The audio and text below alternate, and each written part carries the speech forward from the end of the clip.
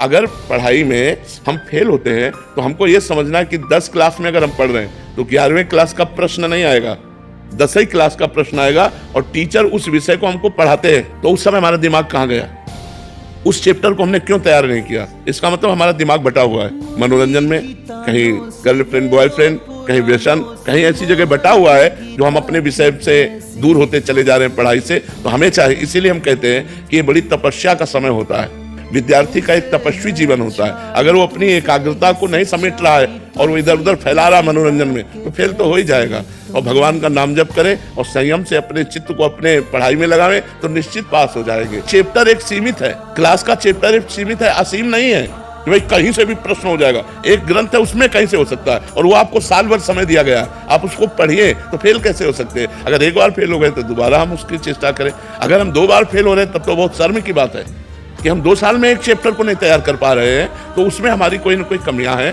उन कमियों को दूर करना चाहिए, ना कि निराश होना चाहिए।